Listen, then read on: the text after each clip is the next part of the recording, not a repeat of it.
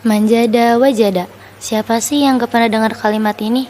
Kalimat ini berasal dari bahasa Arab yang artinya adalah siapa yang bersungguh-sungguh, dia akan berhasil.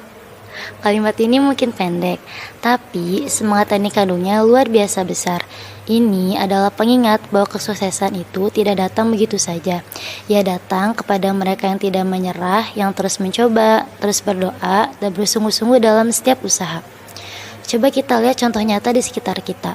Banyak orang sukses bukan karena mereka paling pintar atau paling berbakat, tapi karena mereka pantang menyerah, mereka bekerja keras, mereka fokus, dan mereka tidak berhenti saat gagal.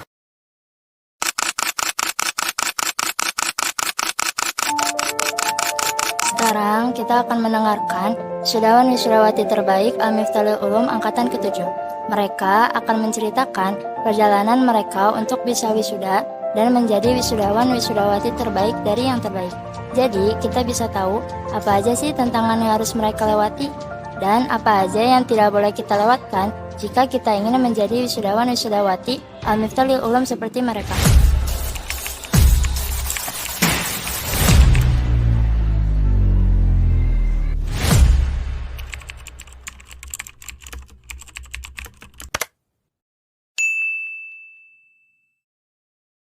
Al-Miftahul Ulum adalah metode belajar membaca kitab kuning yang dikembangkan oleh Pondok Pesantren Sidogiri. Metode ini dirancang untuk membantu siswa, terutama yang baru belajar, untuk memahami dan membaca kitab kuning dengan lebih cepat dan mudah.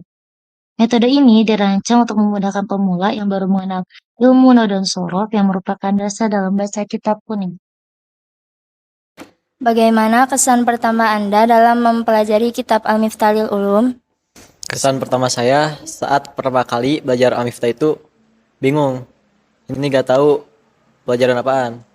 Nah ternyata ini adalah pelajaran nahwu sorof. Karena dulu saya tuh bodoh gak tahu apa ini pelajaran apa. Nah ketika saya tahu ini adalah pelajaran nahwu sorof, nah di situ saya mulai tertarik untuk mempelajari kitab Al-Miftahul Ulum sampai wisuda. Kesan pertama saya ketika mulai mempelajari kitab Al-Miftahul Ulum, saya masih sulit untuk menghafalkan nazom dan lagu-lagu dari Al-Miftah. Karena lagu-lagu tersebut tertulis dalam bentuk pegon, yang dimana saat itu saya belum pernah mempelajari tulisan-tulisan pegon.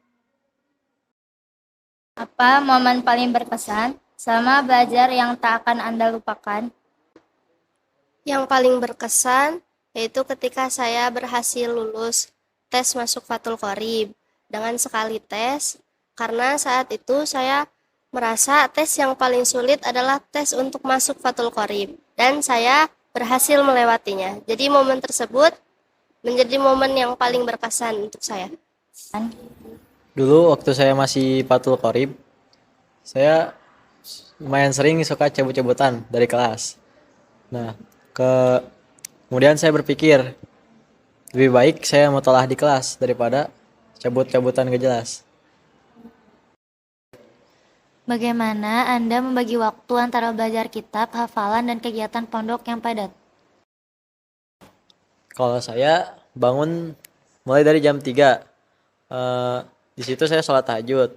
Nah, sambil menunggu waktu sholat subuh, itu saya menghafal Najm Al-Miftah. Nah, setelah selesai sholat subuh itu biasanya ada kegiatan mengaji Al-Quran. Setelah mengaji Al-Quran itu biasanya ada kegiatan duha. Nah setelah duha itu saya mandi, makan. Nah setelah makan tuh saya menyempatkan waktu untuk menghafalkan najm kembali. Nah kemudian dari jam 8 itu masuk sekolah. Kalau di sekolah ada waktu kosong, saya menyempatkan untuk membuka jilid dan membacanya. Kemudian masuk waktu zuhur, biasanya saya sebelum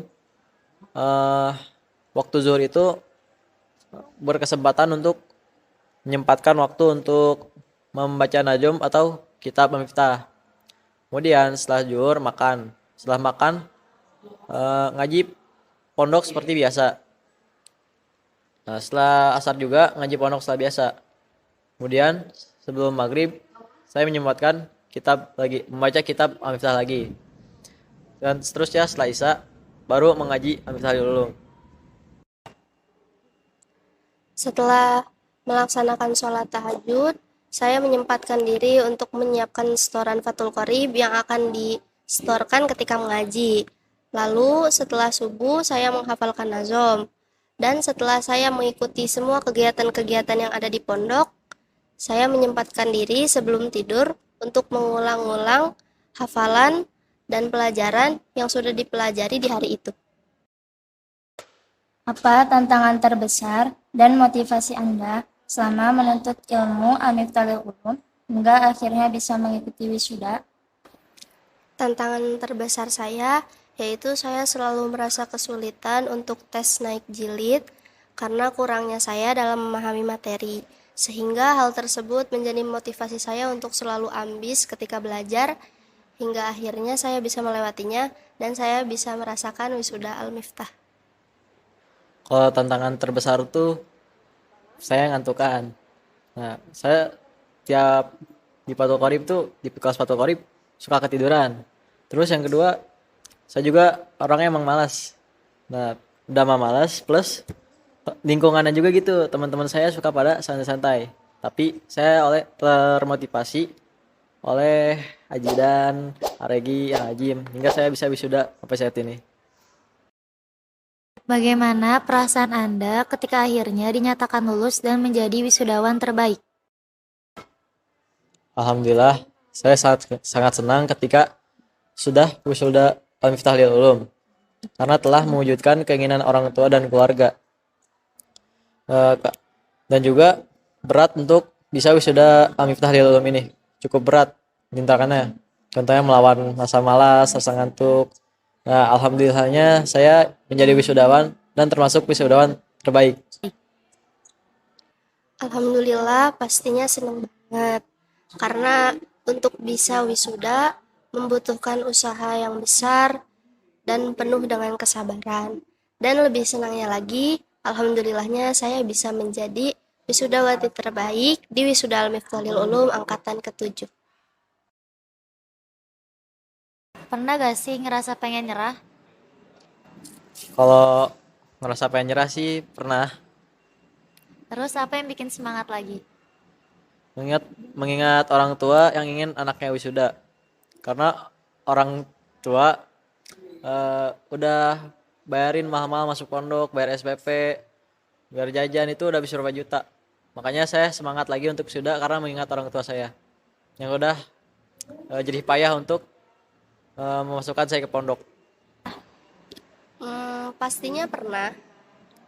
Terus apa yang bikin semangat lagi? Yang membuat saya semangat lagi, saya mendapatkan dukungan dari orang-orang terdekat saya, seperti dari teman-teman saya, dari orang tua saya, terutama dari guru saya. Dan saya berpikir, masa sudah sejauh ini saya mau nyerah gitu aja, sedangkan proses-proses yang sulit sudah berhasil saya lewati. Setelah wisuda, apa harapan dan rencana Anda ke depan? Kedepannya saya semoga bisa lebih konsisten lagi, istiqomah buat belajar ilmu nahwu sorof lebih mendalam lagi. Dan juga saya ingin bisa menterjemah dan memaknai kitab-kitab yang lain, belajar menterjemah kitab dan memaknai kitab, agar saya bisa memahami ilmu fikih, ilmu hadis, dan juga bisa memahami ilmu Al-Quran. Harapan saya, semoga saya selalu semangat dan pantang menyerah dalam menuntut ilmu selanjutnya. Dan untuk rencana saya, semoga saya dapat menyalurkan ilmu-ilmu yang sudah saya pelajari kepada orang lain. Jadi, kita telah mendengarkan bagaimana perjuangan mereka menjadi wisudawan dan wisudawati terbaik. Perjuangan bukan soal siapa yang paling kuat, tapi siapa yang tak pernah berhenti melangkah. Dalam tiap luka ada pelajaran, dalam tiap kegagalan ada harapan, karena sejatinya mereka yang bertahanlah yang akan menuliskan akhir ceritanya sendiri.